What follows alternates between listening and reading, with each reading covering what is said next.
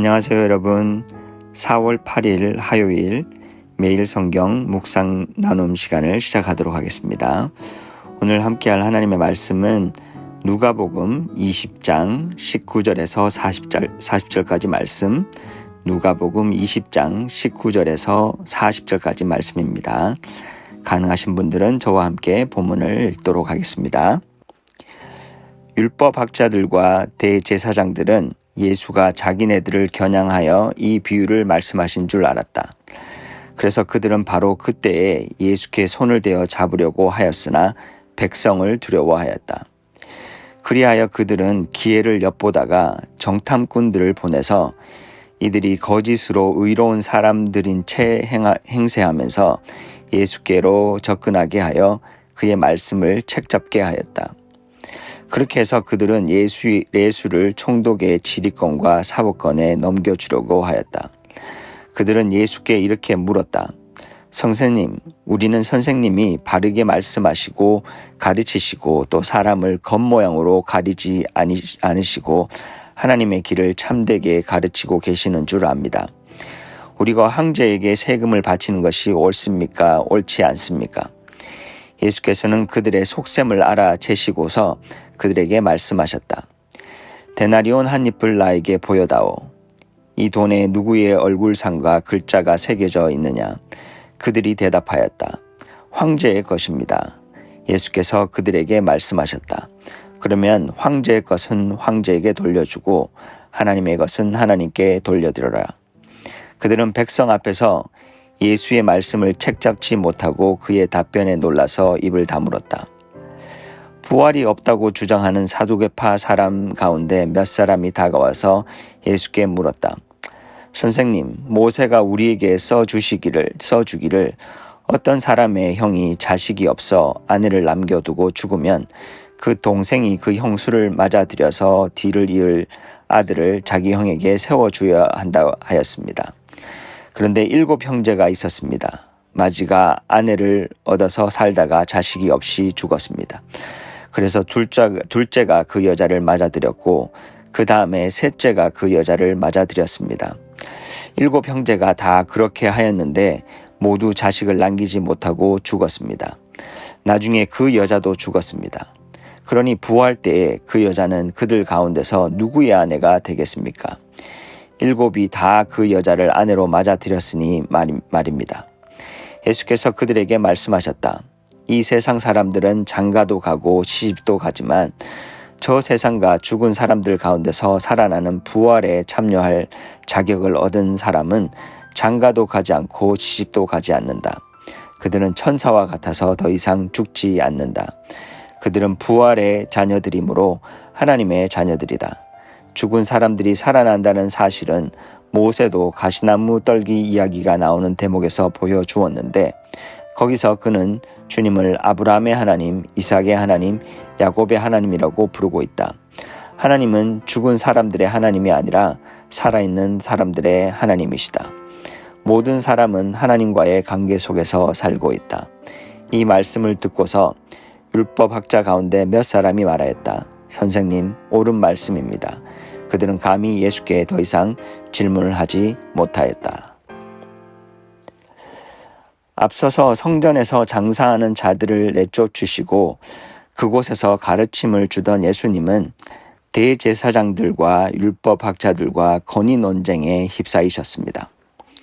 특히 앞선 본문의 포도원 비유를 통해 그들과의 갈등은 정점에 다다르게 됩니다. 점점 예수님의 말씀을 듣고 따르는 사람이 많아지는 것을 본 종교 지도자들은 예수님을 제거하기 위해서 로마 정치 권력을 쓰기로 결정을 합니다. 눈여겨봐야 할 사실은 19절에 그들이 예수를 직접 체포하고 싶었지만 백성의 시선을 두려워해서 직접 하지 못했다라는 것입니다. 하나님을 두려워하지 않는 자들은 사람의 시선을 두려워합니다. 반면 하나님을 두려워하는 자들은 사람을 존중한다는 사실을 우리는 잊지 말아야 할 것입니다. 그래서 그들은 예수님이 로마 황제에 대한 건의에 대항하는 언행을 하도록 유도하기 위해 정탐꾼을 통해 유도 신문을 합니다.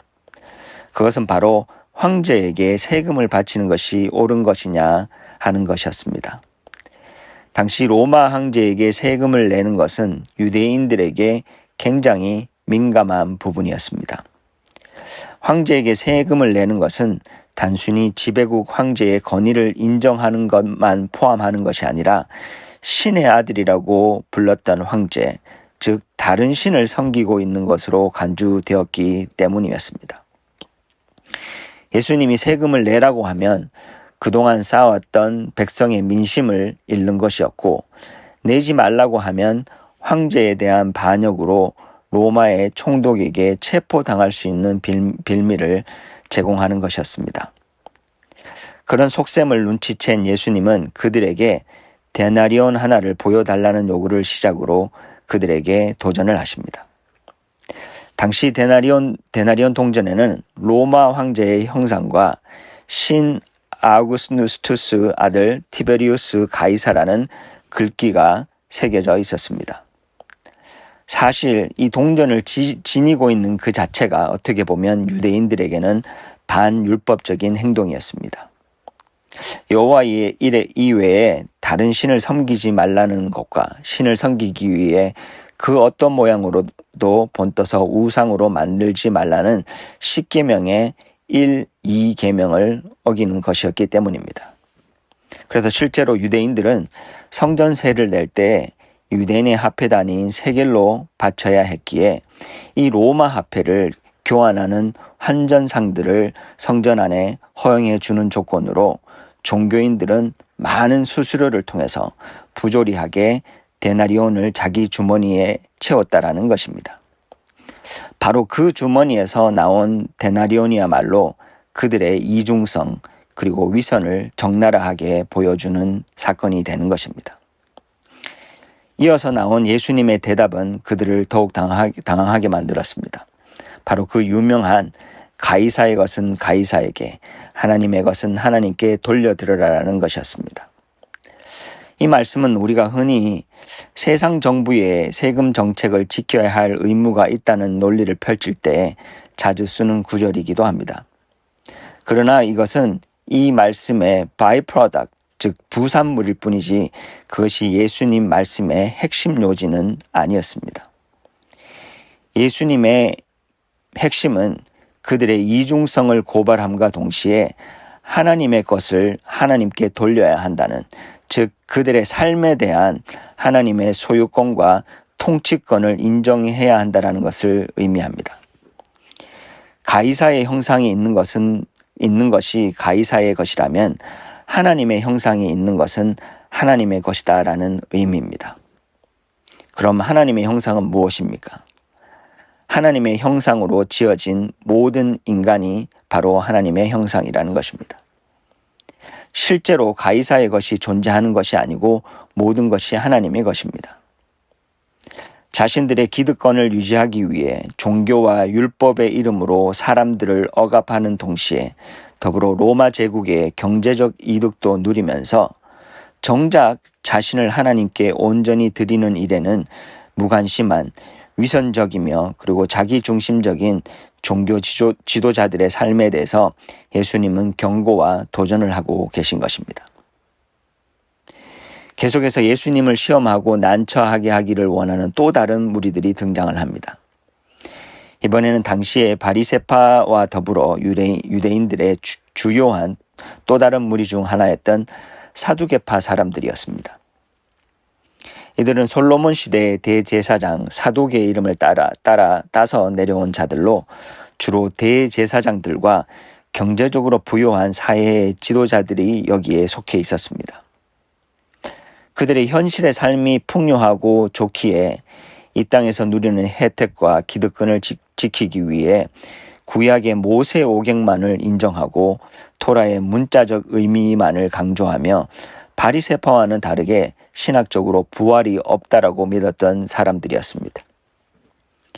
그래서 그들은 그들이 자랑하는 토라의 주인공 모세의 수혼법, 즉 가족의 대가 끊기는 것을 방지하기 위해 형이 아들이 없이 죽으면 동생들이 형수를 책임지는 법을 등장시키며 예수님을 공격하려고 합니다. 7 형제가 다 죽게 되는 극단적인 예를 들며 부활해서 한 여자에게 7 남편이 있는 것이 말이 안 된다는 논리로 부활은 없고 이 땅에서 자신들이 누리는 부와 명예를 지키기 위한 자신들만의 논리를 전개하고 싶었던 것입니다. 그런 자들에게 예수님은 모세가 처음 떨기나무에서 하나님을 만날 때 하나님이 자신을 아브라함의 하나님, 이삭의 하나님, 야곱의 하나님이라고 소개했던 사건을 통해 하나님은 다 죽어버린 자들의 하나님이 아닌 산자의 하나님이라는 것을 그들이 가장 좋아하는 모세를 등장시키며 반박하고 계신 것입니다. 나름 자신 있어 하던 자신들만의 신학적 배경으로 예수님을 공격했지만 예수님의 말씀을 인정하지 않는다면 결국 그들은 죽은 자의 하나님을 섬기고 있는 것이 되는 것이었습니다. 이 두 에피소드는 다른 두 집단에게 예수님을 시험을 당하고 있는 것이지만 결국은 같은 맥락의 이야기일 것입니다. 첫 번째 에피소드에 나오는 정탐꾼들이 나오면서 예수님을 향해 이렇게 얘기합니다. 선생님, 우리는 선생님이 바르게 말씀하시고 가르치시고 또 사람을 겉모양으로 가리지 않으시고 하나님의 길을 참되게 가르치고 계신 줄 압니다라고 입 바른 소리를 하면서 하나님을 이용하지만 그들의 속은 자신의 의로움과 자신의 우월성만 강조하지 정작 하나님이 원하는 삶을 살지도 않고 관심도 없는 자들이었다라는 것입니다.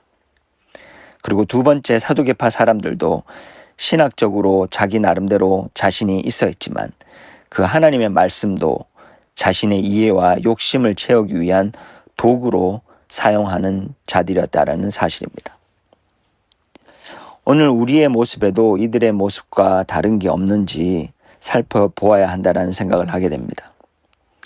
하나님의 정의와 공의는 우리가 이빠르게 외치고 있지만 정말 우리 자신은 하나님 나라의 정의와 공의대로 살아갈 용기도 없고 결단도 하지 않고 살고 있지는 않은지, 그리고 그 어느 때보다 성경적 그리고 신학적 지식을 쉽고 빠르게 얻을 수 있는 시대를 살지만 그 성경을 내가 원하는 입맛대로 자의적으로 해석하고 나의 이익을 위해 사용하고 있지는 않은지 우리 자신을 살피는 시간이 되어야 할 것입니다. 함께 기도하시겠습니다.